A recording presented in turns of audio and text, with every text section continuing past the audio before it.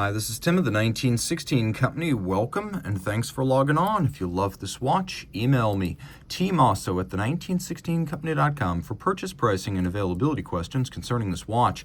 And today we discuss a 2025 late summer launch from Bethune. This is the DB25xs Starry Varius. So taking the company's iconic DB25 Starry Varius to a new case size of 40.6 millimeters here in 5N red gold, making it more wearable. Now, it was launched in both titanium and rose gold, but this new burgundy center dial seems better matched to the rose or red gold case.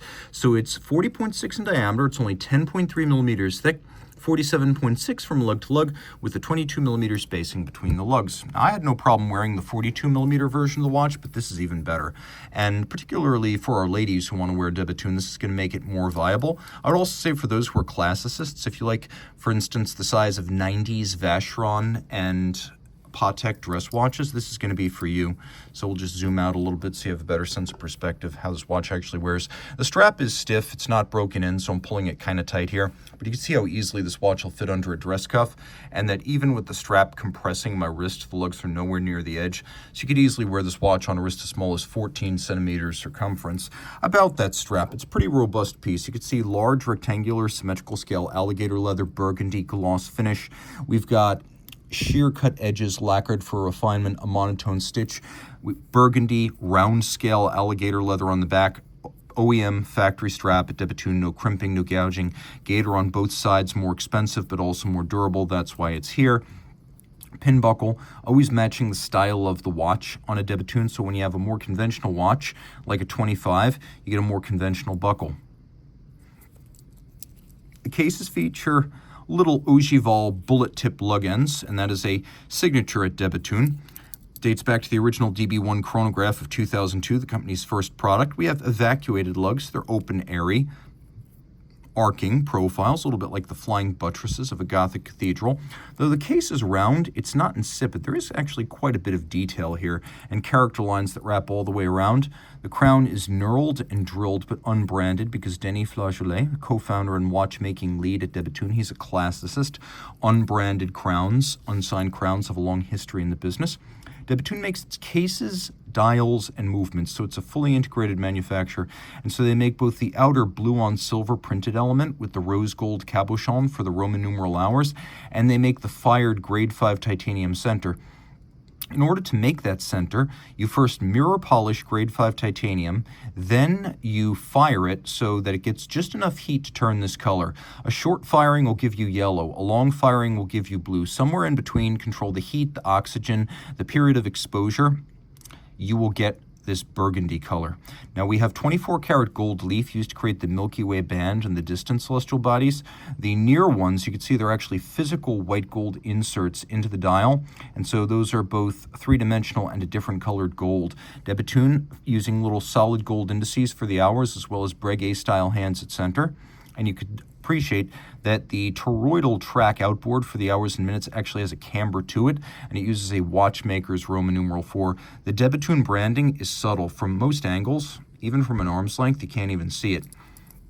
30 meters water resistant, so don't take it swimming, but it is extraordinarily shock resistant. Here we've got a manufacturer movement. This is the 2005 manual wind twin barrels, 6-day power reserve, 4 hertz beat rate, all of this pivoting on 27 joules, and it's got 2 barrels that are self-adjusting, so you cannot accidentally overwind them. That's a patented element. And you can see that we've got micro beveling. Let's talk about finish, because we rarely talk about that in a Bethune context. Aesthetics, yes. Technology, yes. Patents, yes. Finishing, we often overlook, so let's make sure we give it the attention it deserves. We have genuine abrasive wheel stripes, but they're mirrored, so from side to side the wheel is reversed to create what's called Côte de Bethune. So the stripes on this side mirror the stripes on this side. Look at the barrel covers, solarized. Look at the teeth, if you can, of the ratchet wheel. I'll try to capture this here, this side, but they are micro beveled. It's a hard thing to show, but if you were to look at them under a loupe, they are mirrored and they are polished. You can also see that the jewel sinks have been mirror beveled. in that we have not one, but two beveled anglage corners, as there's a barrel bridge and then there's a cap on top of the barrel bridge. And so both of them feature rounded beveled edges.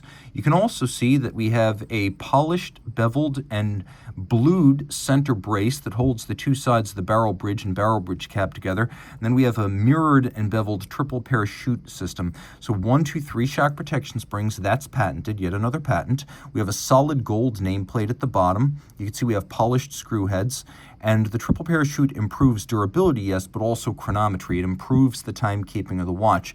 The balance wheel is blue titanium with white gold masses. That's patented. That's the 2016 patent balance. And then the hairspring is not made in-house, but the curve is. By the way, de Bethune is now insourcing its hairsprings, so pretty soon it will have in-house hairsprings.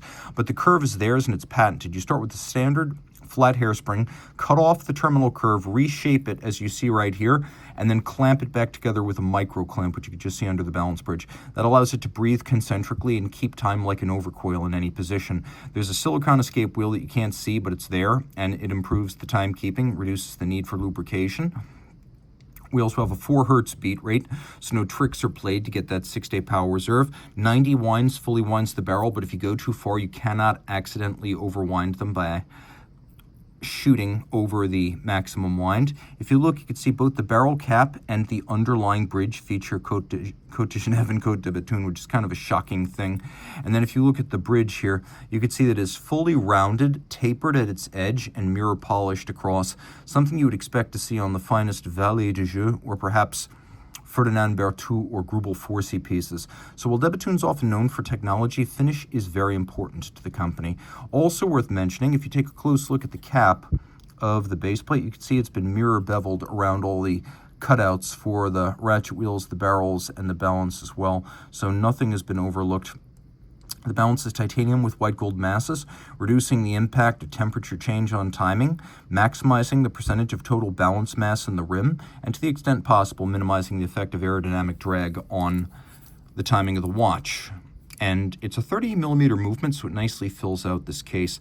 40.6 millimeter, a smaller, one might even say almost classically sized DB25 Starry Varius, now available. If you wish, the dials can still be customized to feature any starscape at any location at any time in history you specify. So reach out to Team Mosso at the 1916company.com for purchase and pricing details.